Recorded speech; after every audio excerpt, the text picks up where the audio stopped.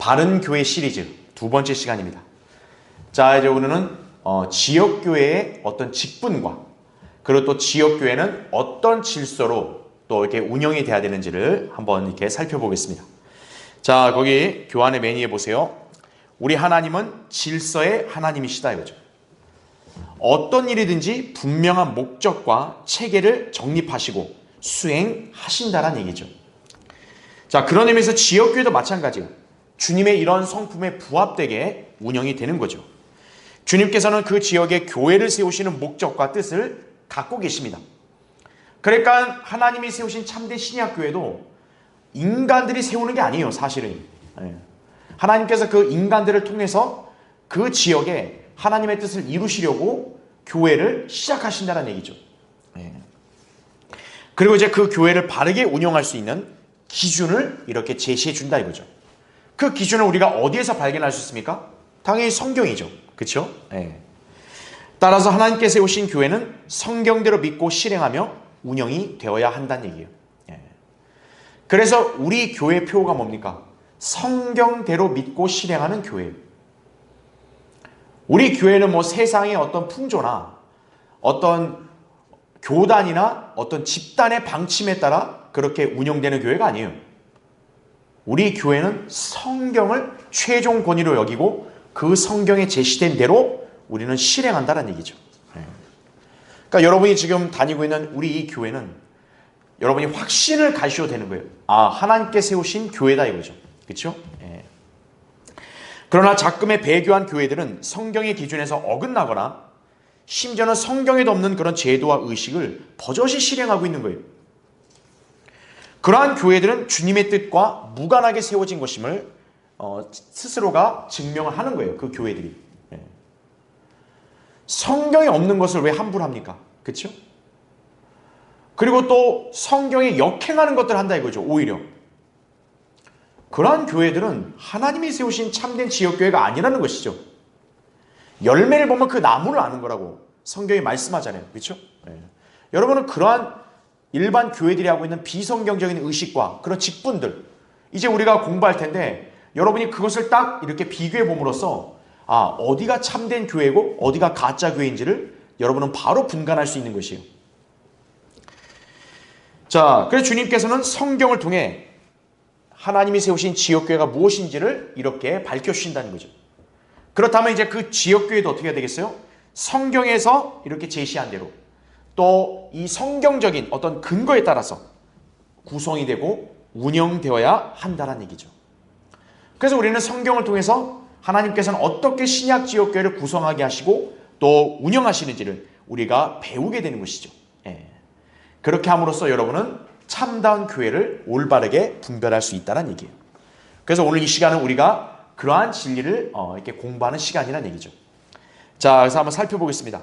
첫 번째, 일단 그 교회가 성경대로 하나님의 뜻에 따라 올바르게 운영되고 있는지를 무엇으로 볼 수 있냐? 교회의 직분이에요. 직분. 그 교회가 직분을 뭐를 두고 있는가? 그걸 보셔야 돼요. 자, 먼저 1번 보세요. 지역교회 구성원은 어떻게 이루어져 있냐? 자, 신약 성경에는 성도들과 감독들과 집사들로 구성된 것을 이상적인 교회로 제시하고 있습니다. 자, 잠깐 빌립보서 1장 1절 한번 보세요. 예수 그리스도의 종 바울과 디모데는 빌립보에 있는 그리스도 예수 안에, 그렇죠? 보세요. 모든 뭐라고 합니까? 성도들. 두 번째는 감독들이라고 얘기합니다. 세 번째는 뭡니까? 집사들에게 편지하노니. 이게 바로 이상적인 어떤 신약교회 구성원들인 거죠. 여러분이 볼 때 여기서 이렇게 언급되지 않은 직분, 목사로 생각하잖아요. 그렇죠? 목사는 어디 있냐 이거예요. 감독이 목사예요. 이제 우리는 왜 감독이 목사인지를 이제 공부하게 될 것이에요. 그리고 여기는 권사 빠져있죠? 왜냐? 권사라는 건 애당초 성경에도 없어요. 장로가 빠졌죠? 오늘날 한국 교회들이 세워놓은 직분, 그 장로는 성경에 있는 장로가 아니에요. 바로 장로와 감독 모두 목사를 가리키는 것이에요. 그래서 지역교회 구성원들 세 부류로 우리가 나누어서 볼 수 있다 이거죠. 목사, 집사, 그 다음에는 성도들이란 얘기죠. 예. 자, 2번 보시면 밑에, 자, 교회의 머리는 당연히 누굽니까? 주 예수 그리스도시죠. 그분을 따라서 이렇게 직분이 세워지는 건데, 자, 예수 그리스도께서도 우리 구원받은 성도들이 양들이면은 그분은 그 양들을 돌보는 목자가 되심을 말씀하고 있죠. 괄호 1번에도 주는 나의 목자신이라고 시편 23편 1절에 나온다는 얘기죠. 그래서 괄호 2번에 선한 목자이신 주님께서 양들을 위하여 자기 생명을 내어 놓으시는 분이라는 얘기예요. 요한복음 10장 11절에 나오죠. 바로 그 목자이신 주님의 본을 따라서 어때요? 하나님이 세운 참된 지역교회 목사들도 바로 이와 같이 양들을 위해서 목숨을 기꺼이 내놓을 수 있는 것이다 이거죠. 괄호 3번에 우리 주님은 잘 보세요. 혼들의 뭐라 합니까? 목자와 감독이라고 베드로전서 2장 25절에 말씀하고 있어요. 다시 보세요. 혼들의 뭐라고 해요? 목자와 감독. 목자, 감독은 별개의 직분으로 구별되는 게 아니라 같이 묶이고 있는 거죠. 우리 주님께서도 친히 목자와 감독이라 말씀하셨다 이거죠. 그래서 목자와 감독은 별개의 직책이 아니에요. 동일한 한 직분을 가리키는 거죠. 자, 괄호 4번에 한편 영어로 거기 제가 표기가 되어 있는 걸 여러분에게 소개해드리면 레버런드란 단어인데, 자, 이것을 오늘날 일반 교회 목사들이 왜곡을 시키고 있어요. 자, 여기 한번 잠깐 한번 보죠. 자, 우리가 한글로 이 목사라는 직분을 이렇게 영어로 보통 일반 목사들은 어떻게 표기하냐면 레버런드로 표기해요. 레버런드. 근데 이 레버런드란 말은 이게 무슨 뜻이냐면 경외롭다란 말이거든요.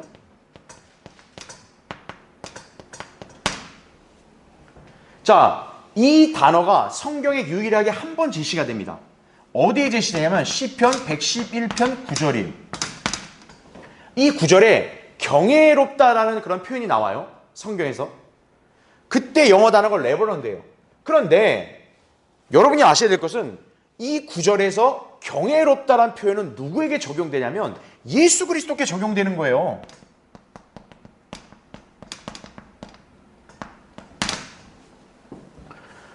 레버런드라는 단어는 예수 그리스도, 바로 그 하나님의 아들이신 그분을 경외로운 분으로 그렇게 묘사하고 있는 거라고요. 그러니까 이 레버런드라는 단어는 인간 목사들이 쓸 수 있는 용어가 아니에요. 근데 오늘날 이 무지한 이 대다수의 교회 목사들은 자기가 목사라는 그런 직함을 내밀 때 어떤 거예요? 이 레버런드라는 영어 단어를 쓰는 거예요. 버젓이.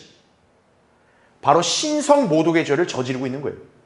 예수 그리스도께 해당되는 표현을 자기에게 갖다 쓰는 거. 그게 바로 신성 모독의 죄입니다.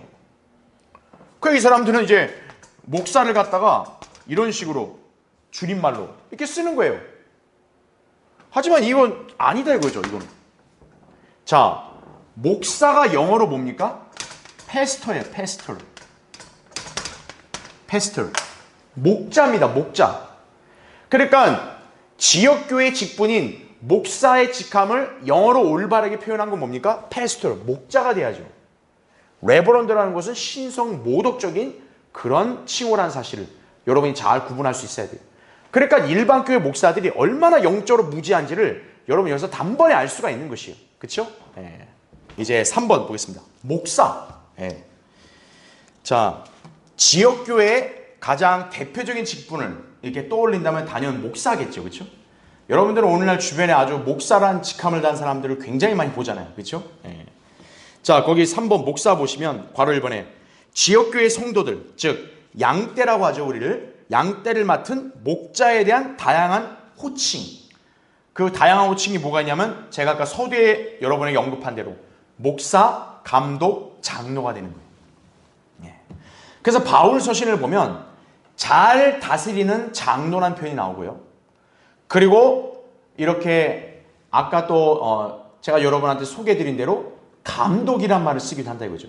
디모데전서 3장에 보면은 목사를 갖다가 감독이라는 그런 또 직함을 써서 소개를 하고 있는 거죠.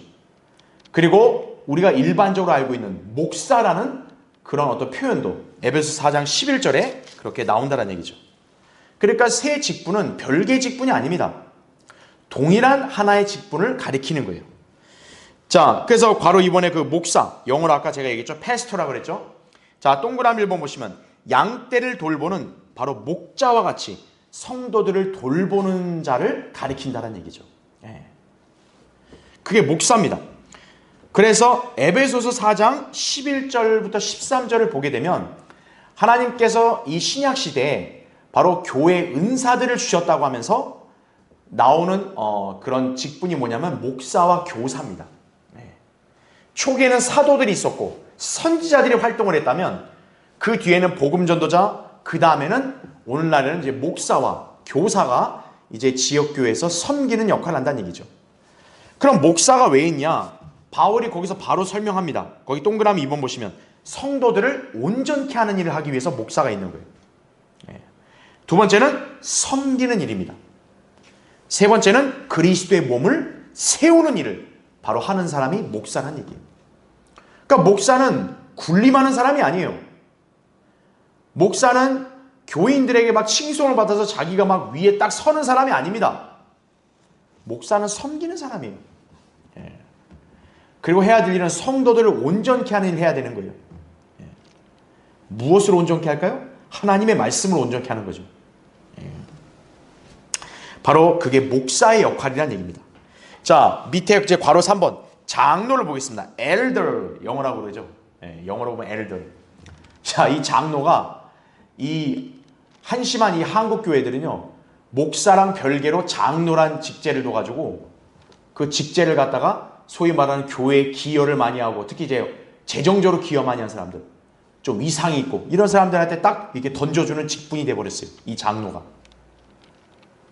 근데 성경 어디에도 이 나라 교회 장로들에게 해당되는 직분이 없어요. 이 장로가 누구냐? 거기 동그라미를 보시면 하나님의 양무리를 치고 돌보는 자라고 말씀하고 있습니다. 여러분 베드로전서 5장 한번 보세요. 베드로가 이제 장로들에게 권면하는 말씀이거든요. 그런데 이 장로가 누군지를 베드로는 목자로 설명하고 있어요. 그래서 거기 1절 보세요. 내가 너희 가운데 있는 누구라 그래요? 장로들에게 권하노니. 그 다음 베드로가 뭐라 합니까? 나도 뭐라 그래요? 장로된 자요. 이렇게 나옵니다. 베드로가 자기를 장로라 그럽니다. 그럼 베드로가 오늘날 이 한국교회 장로들 같은 그런 위치에서 이렇게 하나님을 섬겼을까요? 아니죠. 자, 만약 이 장로가 목사와 별개의 직책에 있는 오늘날 이 장로들이라면요. 그럼 왜 베드로는 목사들한테는 권면 안 하고 장로들에게 권하냐 이거예요. 거기 2절 보세요. 너희 가운데 있는 하나님의 양무리를 치고 돌보되란 말이 나오죠. 여러분 하나님의 양무리를 치고 돌보는 건 원래 누가 해야 될 일이에요? 1차적으로 목자가 해야 될 일입니다. 근데 베드로가 만약에 목사와 장로가 별개의 직분이라면 여기에 장로들에게는 양무리를 치라고 해놓고 왜 목사들에 대한 권면이 없냐고요. 여기는. 그렇죠? 하나님의 양무리를 치고 돌보되 마지못하게 하지 말고 자원함으로 하며 그 다음 뭐라 합니까? 더러운 이익을 위해 하지 말고 남몰래 막 그냥 챙기고 이러한 싹군 목사들이 오늘날 아주 질비하죠. 그렇죠? 무자격자들이 더러운 이익을 위하여 하지 말고 준비된 마음으로 하며 그 다음 3절에 하나님께서 맡겨주신 자들을 어떻게 해요? 지배하려 하지 말고 이거죠. 성직자, 교역자, 뭐 평신도 그런 니콜라파 같은 그런 체계로 지배하려는 게 아니라 오직 뭡니까? 양무리의 본이 되라고 말씀하고 있는 거예요. 자, 그러면 이제 4절 보세요. 그리하면 누가 나타나신대요? 목자장이 나타나실 때 너희가 시들지 않는 영광의 멸류관을 받으리라 말씀하고 있죠. 목자장이 나타나죠. 장로들에게 얘기하는데 갑자기 목자장을 얘기합니다. 왜 그러겠어요? 그 장로들의 우두머리가 누구예요? 목자장이신 예수 그리스도예요. 그렇기 때문에 여기 있는 장로들은 목자들을 가리키는 거예요. 장로들이 아니고요. 그러니까 그것도 잘 모르고 있다 이거죠.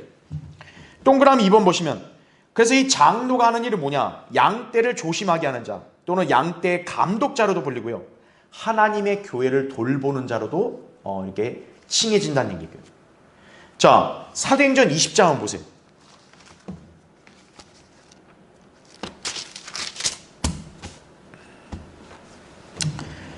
자, 사도행전 20장 17절 보면 지금 이제 이 바울이 이제 밀레토에서요, 소위 말하는 에베소 교회 장로들에게 고별 설교하는 장면이에요.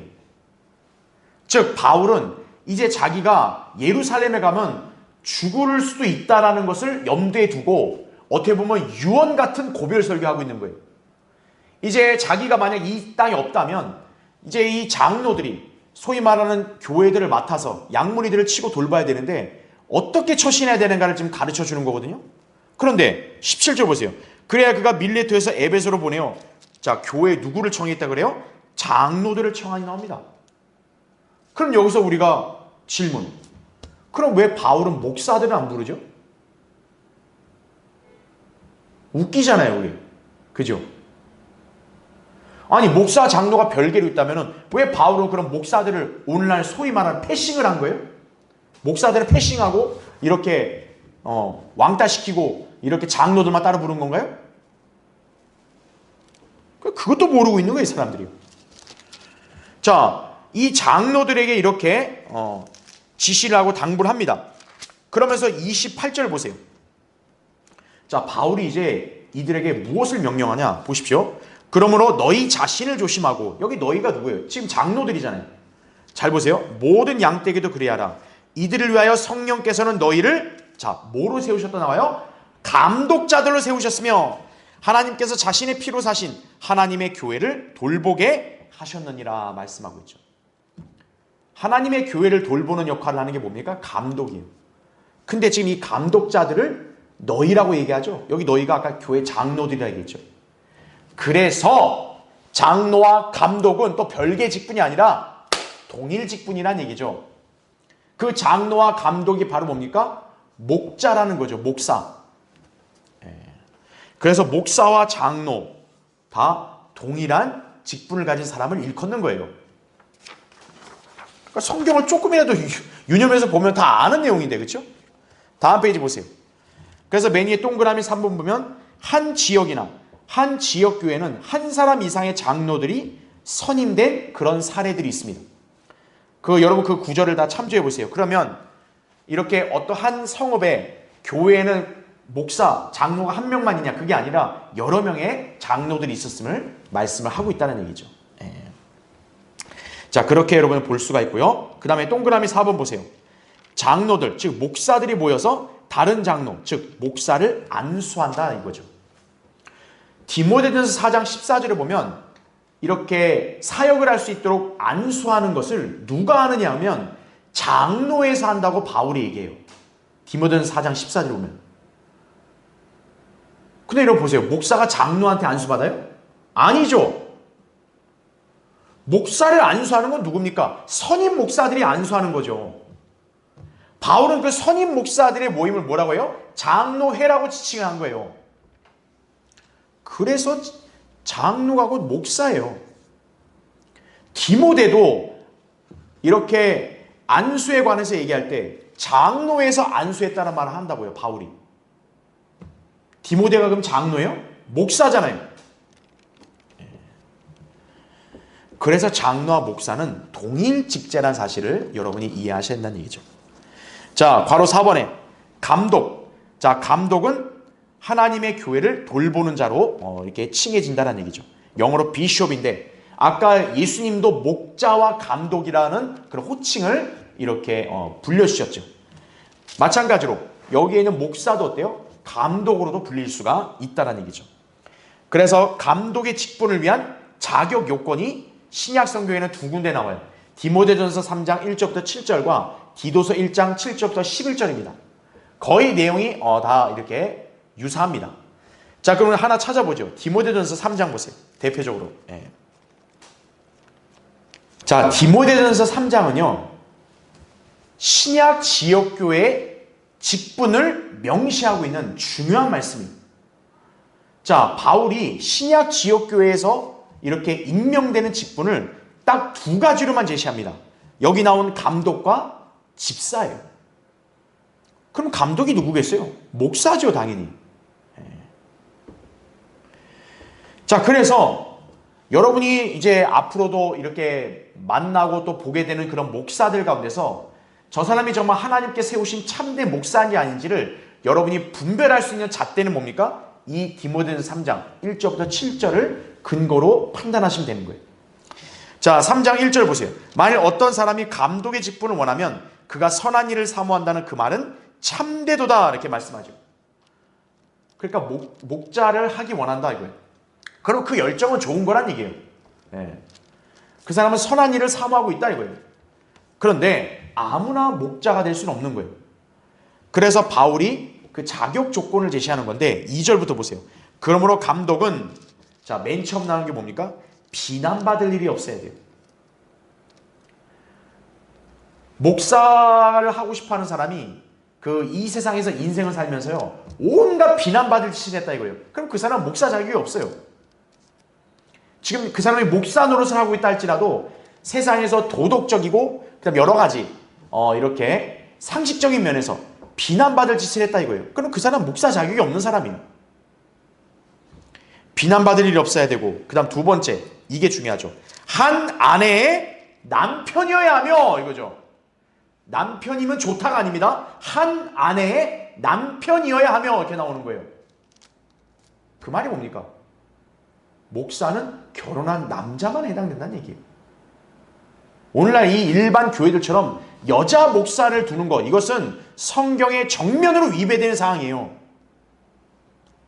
그래서 저는 당당하게 이 나라의 대다수의 교회들 특히 여자 목사를 허용하고 여자 목사를 세우는 그런 교회들은 하나님이 세운 교회가 아니라고 제가 말씀드리는 거예요. 여기 성경에 분명히 명시된 사항을 정면으로 거스르는 교회가 어떻게 하나님이 세우신 교회인가요? 여자 목사들은 자기들이 남편이에요? 무슨 뭐 레즈비언들인가요? 말이 안 되죠. 절제하고 신중하며 예의 바르고 대접하게 힘쓰며 가르치기를 잘해야 돼요. 목사가 시원찮게 가르치고 특히나 성경이 아닌 다른 걸 가르치는 사람 그런 사람은 자격이 없어요. 그 다음에 3절 보시면 술을 즐기지 아니하며 굿하지 아니하고 더러운 이익을 탐내지 아니하며 아까 베드로도 똑같이 이렇게 명령했죠. 더러운 이익을 위해서 하는 것 그런 사람은 하나님 세우신 목사가 아닙니다. 특히 먹고 살기 위해서 목사를 하려는 사람들 직업적으로 목사를 하는 사람들 그런 사람들은 딱 낙제예요. 잘 참고 다투지 아니하며 탐욕스럽지 아니하고 오늘날 탐욕스러운 목사들이 얼마나 많은 거예요. 그렇죠? 4절에는 자기 집안을 잘 다스려서 온전한 위엄으로 자기 자녀들을 순종케 하는 사람이야 하리라. 사람이 자기 집안을 다스릴 줄 모르면 어떻게 그가 하나님의 교회를 돌볼 수 있으리요. 그 다음 6절 보면 초신자여서도 아니 된다. 초신자. 이는 그가 교만으로 높아져 마귀의 정죄함으로 빠질감이라는 거죠. 초신자는 경험도 없고 다듬어지지 않고 연단되지 않은 사람이기 때문에 마귀의 공격이 쉽게 넘어지는 거죠. 그 다음에 7절 또한 외부 사람들로부터도 좋은 평판을 받아야 할지니 이거죠. 아까 비난받을 일 없어야 된다는 것과 같은 맥락인 거죠.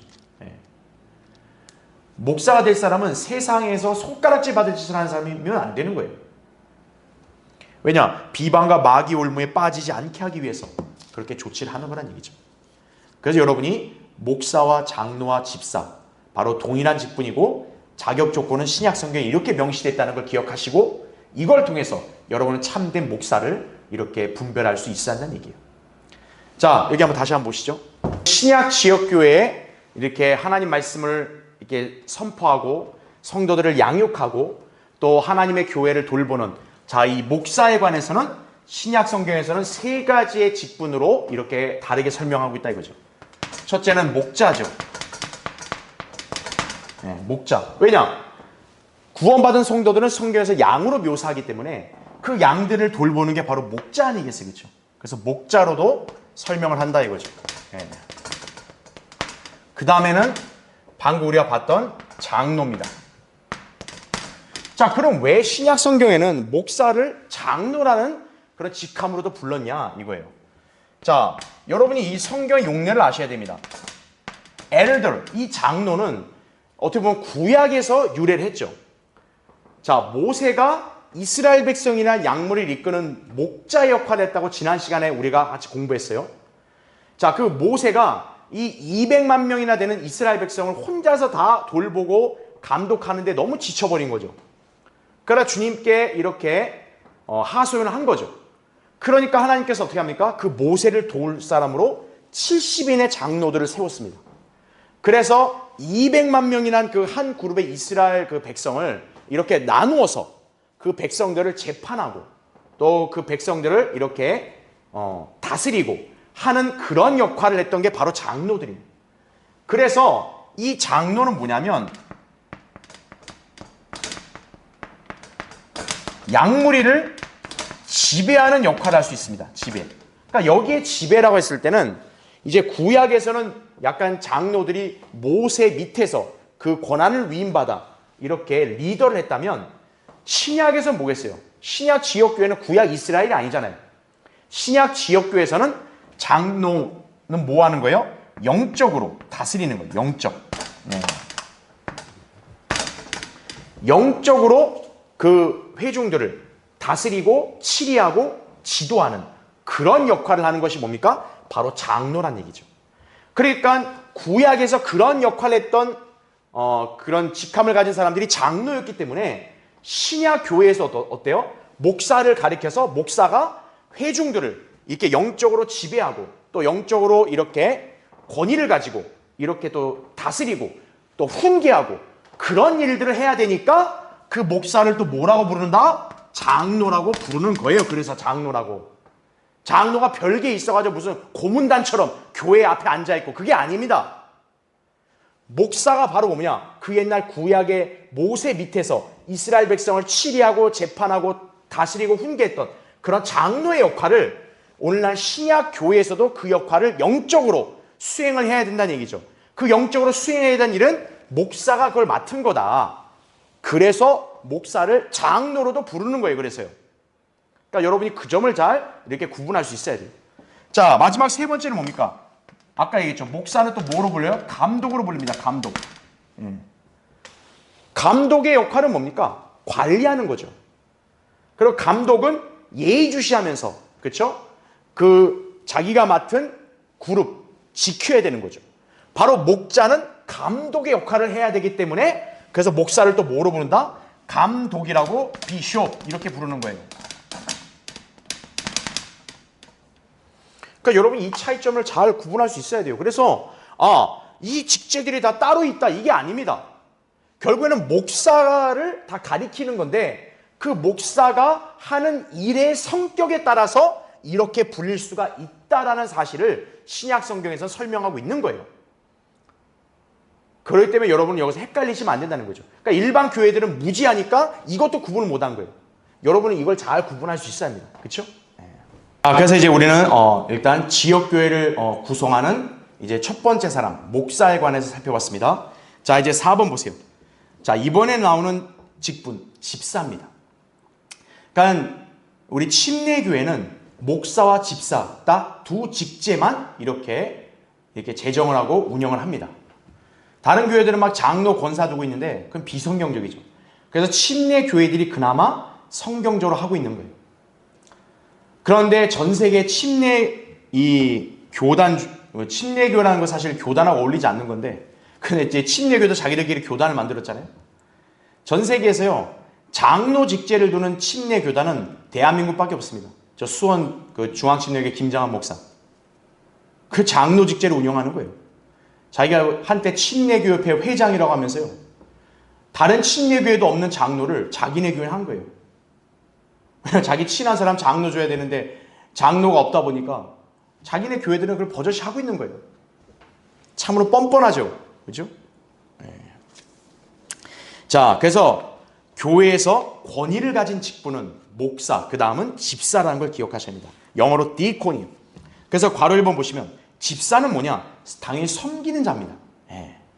그리고 하나님의 일꾼이고 그 다음에는 사도행전 6장 1절부터 4절에서 그 유래가 나오죠. 목사의 사역을 위해서 실제적인 일들을 돕는 자입니다.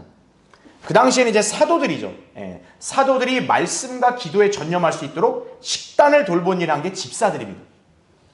그래서 이 집사는 오늘날 신약교회 목사의 사역을 조력하는 거예요. 목사가 말씀과 기도의 사역에 전념할 수 있도록 교회의 재반 행정과 또 여러 가지 살림에 대해서 집사가 옆에서 그거를 이렇게 돕는 역할을 하는 거란 얘기죠. 자, 그럼 이제 괄호 2번 보시죠. 집사 직분에 적합한 자격 요건. 역시나 우리가 아까 살펴봤던 디모데전서 3장에 그대로 나옵니다. 여러분 거기 3장 8절을 보세요.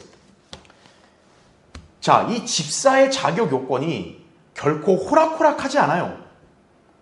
오늘날 일반 교회들 어떻습니까? 그냥 너도나도 다 집사 주는 거예요. 그냥 교회에 발 좀 묻히면 그냥 다 집사 돼요. 다. 아이고 집사님 다 그냥 다 집사예요. 집사. 근데 신약 성경에 제시된 그런 교회들을 보면요, 집사들을 결코 많이 두지 않았어요. 예. 여러분 거기 이제 디모데 3장 8절을 보세요. 왜냐? 집사는 아무나 되는 게 아니에요.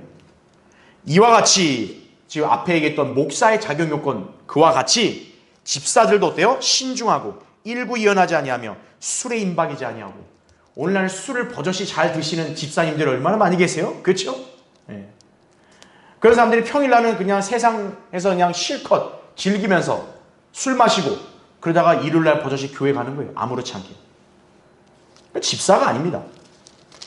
술에 임박이지 아니하고 더러운 이익을 탐내지 아니하며, 그 다음에 9절에 순수한 양심 안에 믿음의 신비를 가진 사람이어야 하느니라 이거예요. 오늘날 집사들 중에서 믿음의 신비를 알고 그거를 붙든 사람이 있나요? 없죠. 그리고 10절 보세요. 이런 사람들을 곧바로 집사를 주라는 게 아니라 어떻게 해요? 먼저 관찰해보고 이거예요. 관찰해보고 그 후에 비난받을 것이 없으면 그 다음 어떻게 해야 되죠? 집사의 직분을 수행하게 할지니라 말씀하는 거죠. 그러니까 먼저 관찰해야 돼요. 정말 이 사람이 이렇게 성경대로 거룩하고 신실한지, 그리고 비난받을 일이 다른 주변의 형제자매들이나 또 그와 연루된 여러 가지 세상에서 볼 때 비난받을 일이 없이 이렇게 모범적으로 산 사람이면 그때 집사의 직분을 주는 거죠. 자, 그 다음에는 이 집사의 직분이 왜 까다로운지가 이 요건이 그 다음 나와요. 바로 누구 때문에요? 아내들 때문에 그래요. 거기 11절 보시면 그들의 아내들도 이와 같이 신중하고 중상하지 아니하며 절제하고 모든 일에 신실해야 하리라 이거죠. 그러면서 12절 보세요. 집사들은 뭡니까? 한 아내의 남편으로서 자신의 자녀와 집안을 잘 다스려야 할지니라 이렇게 말씀하고 있는 거죠. 집사의 작용은 뭐예요? 목사와 똑같아요. 한 아내의 남편이어야 됩니다. 근데 오늘 일반 교회들은 죄다 여집사예요. 여집사. 집사는 특히나 아내들도 신실해야 됩니다. 자, 우리 아까 목사의 자격 요건을 볼 때는 목사의 아내에 대한 규정이 없어요. 그냥 목사는 한 아내의 남편이면 되는 거고 목사의 아내가 어떠해야 된다는 말씀은 없습니다. 하지만 집사는 달라요. 집사는 아내들도 이렇게 신중하고 중상하지 않고 절제하고 신실해야 돼요. 왜냐하면 그 집사는요, 이 지역교회를 구성하는 성도들의 가정을 대표하는 사람이기 때문에 누구보다도 그 가정은 이렇게 성경대로 신실하고 온전해야지 교회를 대표할 수 있는 거예요. 회중을 대표할 수 있는 거라고요. 그래서 집사에게는 아내의 자격 요건까지 붙는 거예요. 여집사들은 자기들 아내가 누구예요 그러면? 레즈비언도 아니고, 그렇죠? 그러니까 말도 안 되는 거죠. 그래서 집사는 결혼한 남자만 될 수 있는 거다 이거죠. 그러니까 목사, 집사는 자격 요건이 사실상 거의 똑같아요. 오히려 집사가 더 까다롭습니다. 아내 때문에. 목사, 집사는 그래서 어때요? 여자는 될 수 없는 거고요. 총각도 될 수 없는 거예요. 결혼한 남자만이 될 수가 있다. 그걸 여러분이 기억을 하시면 되겠습니다. 자, 그 다음에 이제 우리가 두 번째 부류인 집사를 살펴봤고, 세 번째 이제 5번의 성도들. 뭐 여러분 이건 이해하는데 어렵지 않죠? 교회 사역에 필요한 일꾼들이 바로 성도들입니다. 교회에 왜 성도들이 있는가? 목사 혼자서 사역을 다 하는 게 아닙니다. 성도들이 함께 동참을 해서 협력을 해야 하나님의 사역을 완수할 수가 있는 거예요. 그러니까 여러분이 지금 이 자리에 앉아 있는 거는 그냥 예배 한번 드리고 시간을 때우기 위해서 온 게 아닙니다.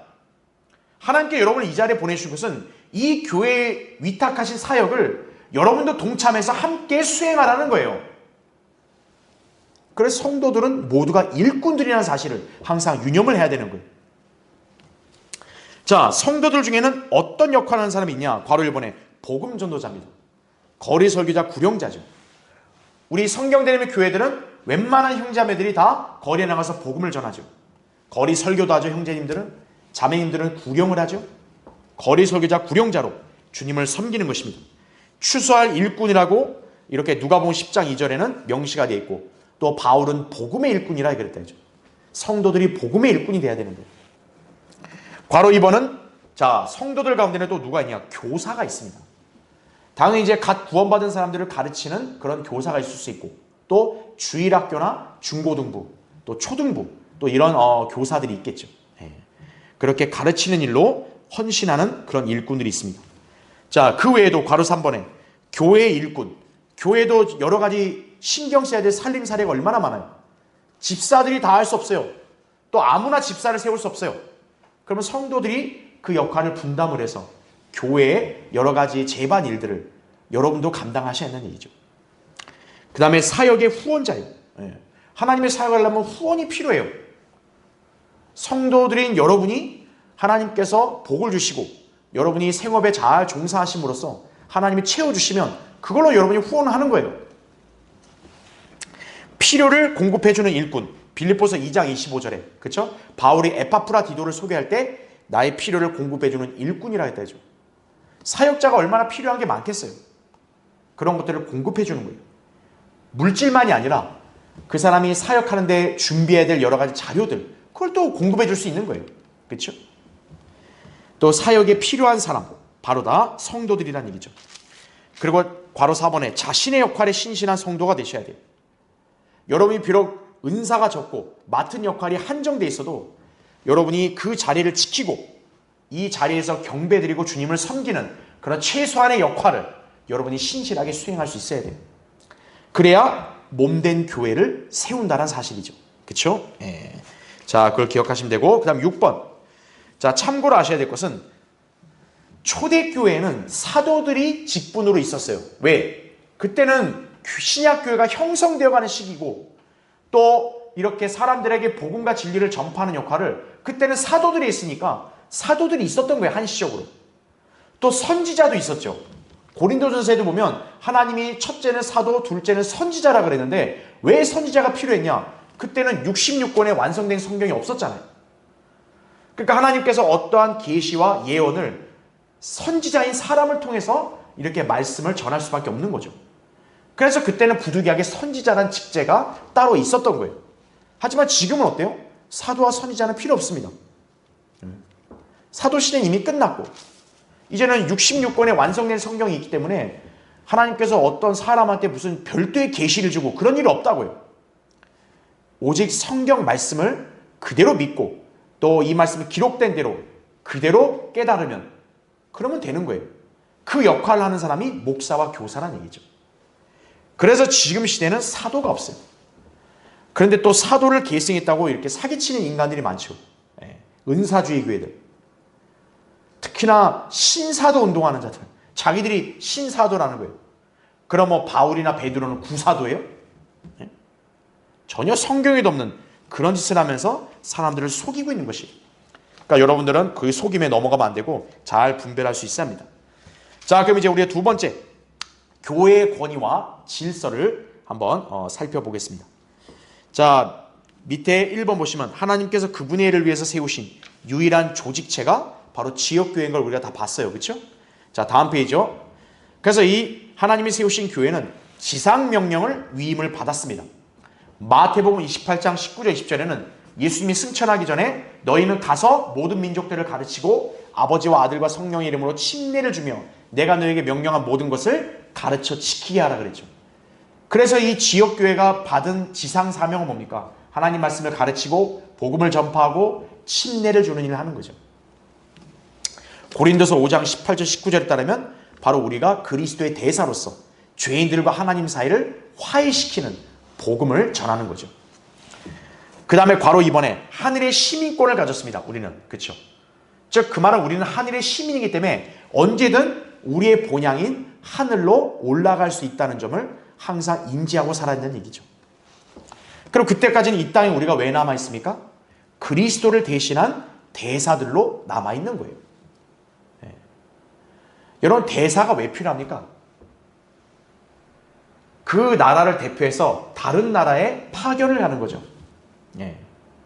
그러니까 그 나라와 관계를 맺고 유지하는 데 있어서 그것을 이어주는 게 바로 대사 아니겠어요? 그렇죠? 이제 대사가 떠나버리면 이제 그 외교 관계가 끊어지는 거 아니겠어요? 그러니까 우리가 지금 이 땅에 남아있는 건 뭐냐면 하나님께서 하늘나라의 시민인 우리를 이 땅에 파견하신 것과 똑같다는 얘기죠. 그래서 우리가 그리스도를 대신한 대사로 지금 이 땅을 살아가고 있다는 점을 우리가 잘 유념해야 됩니다. 자, 그 다음에 2번 보세요. 보이는 지역교회의 머리로 세워진 목사의 다스리는 영적 권위에 대한 순종과 복종이 있어야 됩니다. 아까 목사를 장로란 직제로도 직함으로도 불렀다 그랬죠. 왜 그래요? 장로가 바로 이 백성들을 치게 하고 이렇게 다스리고 가르치는 역할을 수행했기 때문에 그래요. 그게 오늘날 이 신약 지역교회는 목사가 그 역할을 하기 때문에 그래서 목사가 장로로도 불린다고 제가 설명드린 거죠. 그렇다면 지역교회에 속한 성도들은 어때요? 그 지역교회의 머리 역할을 하는 그 목사의 영적 권위에 순종을 해야 된다는 얘기죠. 그래서 괄호 1번에 보시면 교회 안에서 다스리는 사람이 바로 목사입니다. 그래서 괄호 2번에 밑줄친 거 보면 다스리며 훈계하는 잘 다스리는 장로들의 믿음을 따르고 순종하며 존경을 해야 된다는 얘기죠. 여러분 그 구절은 나중에 찾아보세요. 그래서 바울도 그렇게 얘기하잖아요. 잘 다스리는 사람, 잘 가르치는 장로는 배나 존경할 사람으로 여기라 그랬죠. 특별히 말씀과 교리에 수고하는 자들, 바로 목사들입니다. 또 히브리서 13장 7절에도 그 하나님이 세우신 그 목자, 그 종의 행실을 살피고 그런 후에 어때요? 신실하고 성경에 일치하면 따르라고 명령을 하고 있다는 얘기죠. 만약에 가짜 목사예요, 무자격자예요, 그럼 여러분 따를 필요 없습니다. 성경에는 분명히 명시되어 있는 거예요. 언급하신다고. 관찰해보고 그런 후에 성경대로 일치하면 따르는 거예요. 그게 아니면 여러분 무시해도 되는 거예요. 그냥 목사라는 그 직함에 그냥 여러분이 막 그냥 주눅 들어가지고 위축돼가지고 그냥 무조건 맹목적으로 따라가면 그건 여러분 그냥 종이 되는 거예요. 그 사람의 종이 되는 거지 하나님의 종이 아니에요. 하나님이 세우신 참다운 목자고 잘 다스리고 훈계하는 사람이면 그 사람의 믿음을 따르고 순종해야 된다는 얘기죠. 그래서 3번 다스림과 섬김의 조화입니다. 섬기는 자로서 다스리는 거예요. 니콜라파가 뭡니까? 군림에서 지배하는 거란 말이에요. 그런 세상 정치 권력에만 적용이 되는 거지 교회는 그게 아닙니다. 목자가 가진 영적 권위는 뭐예요? 육신적으로 지배하는 게 아닙니다. 섬기는 거예요. 그리고 성도들이 따라오게 하기 위해서는 어떻게 해야 돼요? 목사가 육신적으로 시켜서 이렇게 강제적으로 이끌고 그게 아니라 목사가 본을 보이는 거예요. 아, 저렇게 해야지 하나님을 믿는 거구나. 그렇게 해서 자연스럽게 따라오도록 하는 것이 그게 참다운 영적 권위의 어떤 그런 진면목이라는 걸 아셔야 돼요. 그 다스림과 섬김이 조화를 이룬다는 얘기죠. 그래서 4번 목자와 양, 목사와 성도의 바른 관계입니다. 그래서 괄호 1번 보시면 권위에 순종할 목사와 교회를 어떻게 해야 돼요? 스스로 선택해야 돼요. 여러분 각자가 하나님이 세우신 교회와 목자를 여러분이 잘 이렇게 판단해서 하나님께서 인도하신 거라 믿으면 여러분은 스스로가 그 목자와 교회를 선택해야 돼요. 그 옆에 보면 당부하는 게 뭡니까? 목자 없는 양이 되면 안 돼요. 여러분 예수 그리스도가 없는 성도가 무슨 의미가 있나요? 그렇죠? 마찬가지로 이 땅을 사는 성도 그리스도인이 지역교회와 또 자기가 순종해야 될 목자가 없어요. 그럼 그 양은 고아죠. 고아. 영적 고아죠. 목자 없는 양이 되면 안 돼요. 그리고 여러분은 누군가의 눈치를 보고 따라가면 안 돼요. 아, 우리 가족이나 우리 지인이 저 교회 저 목사가 무조건 옳다 가야 된다 그러니까 나 따라갑니다. 그러면 안 된다고요. 여러분의 믿음은 여러분 자신의 책임이지 누군가에서 좌우되는 게 아니란 얘기죠. 그 다음에 괄호 2번에 목자는 양들을 알고 양들은 목자를 아는 법이죠. 그렇죠? 자, 5번 보세요. 회원에 대한 성도들의 동의와 거부입니다. 자, 거기 괄호 1번에 여러분이 약간 좀 생소하다 느낄 수 있는 표현이 나와요. 뭐가 나옵니까? 회중적이에요. 회중적. 자, 이거는 성도들이 모인 모임을 회중이라고 그러는데 회중적이다. 그럼 그걸 마치 민주적인 걸로 착각을 합니다. 여러분이 자칫 그렇게 오해하면 어떻게 돼요? 교회가 민주주의 사회처럼 돼버리는 거예요. 그건 세상적인 거죠. 민주적이 아니라 뭡니까? 독립적이고 자치적인 것을 의미합니다.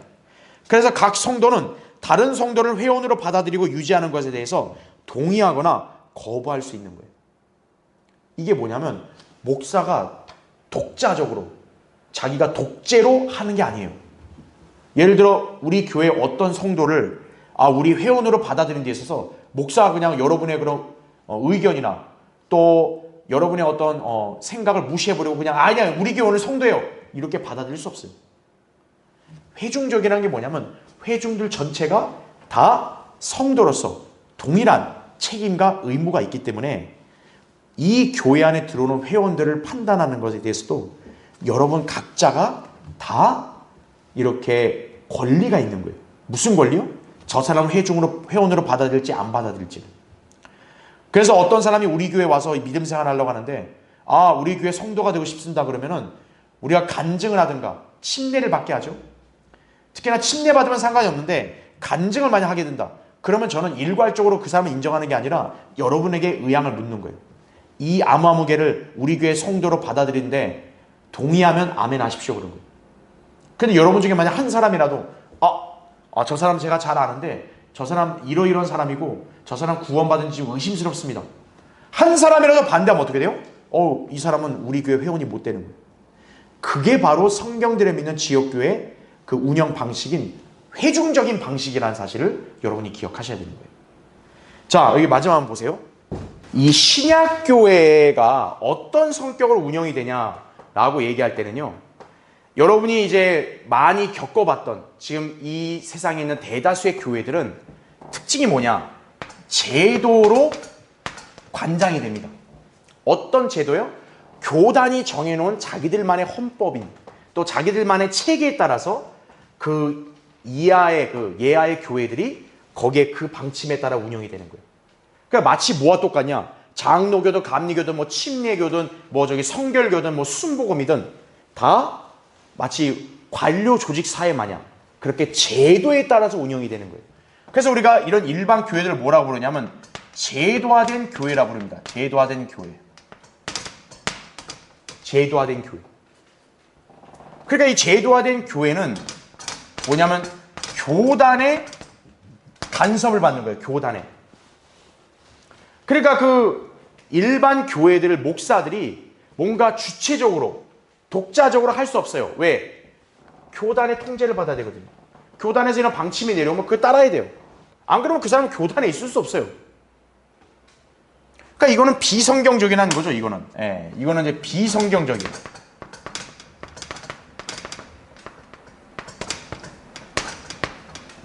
왜입니까? 교회의 목자 감독이 누구라고 했어요? 예수 그리스도라 했거든요. 근데 제도화된 교회는 뭐냐면 그 교회의 목자와 감독보다 더 위가 많아요. 막 무슨 어느 노회, 총회, 하고 예수님보다 더 높은 위치에 있는 사람들이 많아요. 그러니까 제도화된 교회는 가짜입니다. 그래서 자, 지역교회는 무슨 교회로 되냐? 회중교회입니다. 회중교회는 특징이 뭐냐? 여기 있는 회중들 모두가 뭡니까? 우리는 그리스도 안에서 제사장들이라는 거예요. 교단처럼 어떻다 성직자, 평신도 이렇게 딱 제도로 나뉘어지고 구분되는 게 아니라 회중들, 목사를 위시한 그 성도들 모두가 다 우리는 그리스도 안에서 다 동일하다는 얘기예요. 다만 목자에게 부여된 임무와 책임과 권위가 성도들과 다를 뿐이지 본질적으로 뭡니까? 회중들 전체가 다 그리스도 안에서 영적 제사장들이에요. 우리 모두가 다.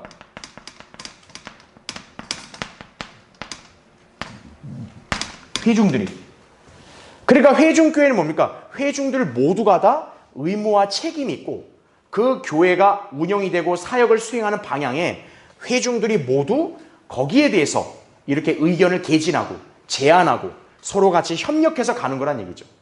그래서 이 회중교회 운영 방식은 뭐냐? 그러면 여기서 이제 오해하는 게 민주주의네? 그럼 막 투표에 따라 합니까? 목사도 투표를 세우고 집사도 투표를 세우고 성경에 그렇게 안 나오거든요. 그러니까 이 회중교회는 뭐냐면 특징이 그래서 민주적이냐 이게 아니라는 거예요. 민주주의 방식이 아닙니다. 회중교회는 뭐냐면 자치적이고 독립적이에요. 즉 하나님이 어떤 지역, 우리 교회를 세우셨다 했을 때 이 교회는 어떻게 운영이 되느냐, 목자와 회중들이 서로 같이 하나가 돼서 자치적으로 운영이 되는 거예요. 자, 저를 우리 고촌에 있는 성경침례교회가 파송을 했습니다. 그럼 그렇다 해서 우리가 그 성경침례교회라는 그 교단 밑에 속한 교회가 아니라는 얘기예요. 우리 교회가 사역을 수행하고 우리 교회가 무엇을 운영하고 우리 교회가 뭘 하는 거에 있어서는 전적으로 뭡니까? 목자인 제가 주님께로부터 지혜와 도우심을 받아 여러분에게 방향을 제시하고 여러분이 그걸 신뢰하면 같이 한 마음이 돼서 움직이는 겁니다. 바로 이게 뭐예요? 자치적으로 가는 거예요. 이 교회가 어떤 장소를 얻는다. 우리 교회가 어떤 행사를 하겠다. 이것도 뭐냐면 다른 교회나 우리 고촌의 성경침례교회가 방향을 제시해주고 이대로 하라고 방침을 내려주는 게 아니라 우리 교회는 자치적으로 수행하는 거예요. 우리 교회가 필요에 따라서 전도 집회도 하고 성경심 강연회도 하고 하는 거란 얘기죠. 독립적으로 운영이 되는 거예요. 그래서 우리 성경드림의 교회는 뭡니까? 독립침례교회가 되는 거예요. 그래서 우리가 지역교회들만은 서로 교제하고 기도하고 협력하는 거지 막 지역교회가 어느 지역교회를 갔다가 야 이렇게 명령을 내리고 지시하고 이게 아니라는 얘기예요. 바로 자치적 독립적으로 하는 겁니다. 이게 회중교회예요. 그래서 여기서 중요한 게 뭡니까? 목자가 성경대로 신실하고 하나님께로부터 지혜와 영역을 받은 사람이어야만 이 회중교회가 변질이 되지 않고 온전하게 이렇게 유지가 될 수 있는 거예요. 그래서 목자가 중요한 겁니다. 목자가 변질이 돼버리죠. 그럼 회중교회는 그 성격과 힘을 잃어버리는 거예요. 그래서 목자가 중요한 겁니다. 그래서 목자가 엉뚱한 마음과 생각을 품게 되면 어떻게 되는 거예요? 성경대로 믿는다는 믿음이 무색해져 버리는 거예요. 회중교회가 엉망이 돼버리는 거예요. 결국에는 영적 전쟁 분열도 나는 거고 교회가 쪼개지는 거예요. 왜냐? 회중들 중에 신실한 회중들이 있을 거 아니겠습니까? 그럼 회중들이 볼 때는 이게 아니다 이거죠. 그래서 목자가 정신 차리고 깨어 있어야 되는 거예요. 그래서 열심히 하나님 말씀을 늘 상고하고 기도에 전념하고 하는 이유가 이거예요. 목자가 주님과의 관계가 온전하게 이루어져야 회중들을 올바른 방향으로 이끌고 회중들도 거기에 한마음 한생각이 돼서 동참하고 그렇게 해서 자치적으로 운영이 돼야 그게 참다운 신약 교회라는 사실을 여러분이 기억하셔야 되는 거예요. 자, 이제 6번 보시면 그러니까 성경적인 지역교회는 하나님께서 세우신 권위의 질서와 하나님의 교회의 전통을 준수한다라는 얘기죠. 그래서 이제 괄호 1번 보시면 영적 권위의 질서는 뭡니까? 하나님, 그리스도, 남자, 여자. 고린도서 11장 3절에 그런 딱 체계가 잡혀있죠. 에베소 5장 21절부터 24절, 33절에는 남편, 아내, 그리고 6장에는 자녀 이렇게 질서를 정립해 놓으셨죠. 교회에서는 목사와 성도의 이런 영적 권위의 질서를 하나님께서 정해 놓으셨다는 얘기입니다. 그래서 괄호 2번에 개인과 가정생활의 질서도 제시가 되고 있고 예배를 포함한 지역교회 생활에서의 질서까지도 신약 성경에 명시되어 있죠. 여러분 그 교환에 나오는 구절들은 여러분 참조해서 한번 보세요. 분명하게 이렇게 언급이 되고 있다는 얘기죠. 다시 말하면 하나님이 세우신 참다운 교회는 성경적인 체계에 따라 질서 있게 운영이 돼야 된다는 얘기예요. 뒤죽박죽으로 멋대로 하는 게 아니고요. 그렇죠? 자, 결론적으로 성경적인 신약 지역교회는 특정 교단 교리, 전통에 근거한 체계가 아닌 성경적인 체계로 운영이 되는 거예요. 이는 바울 서신에 명시된 직분, 질서에 따라 역할이 정해지고 오로지 성경에서 명령한 대로 실행한다는 점을 의미한다는 얘기죠. 그러니까 그렇게 볼 때 어때요? 작금의 대다수 교회들은 인위적으로 세워진 교단 교회들일 뿐이에요. 절대로 성경적 신약 지역교회가 아닙니다. 이 나라의 저 교단 교회들은. 이 땅에 성경대로 믿는 교회들, 오직 성경 침례 교회들만이 참된 성경적 신약 지역 교회들로서 운영되고 하나님의 사역을 올바로 수행하고 있다는 사실을 여러분이 기억하셔야 되는 거예요. 여러분이 이 교회에 속했다면 하나님의 뜻에 합당한 그런 믿음의 생활을 하고 있다는 사실을 기억하시고 더 신실하게 주님을 섬기시기 바랍니다.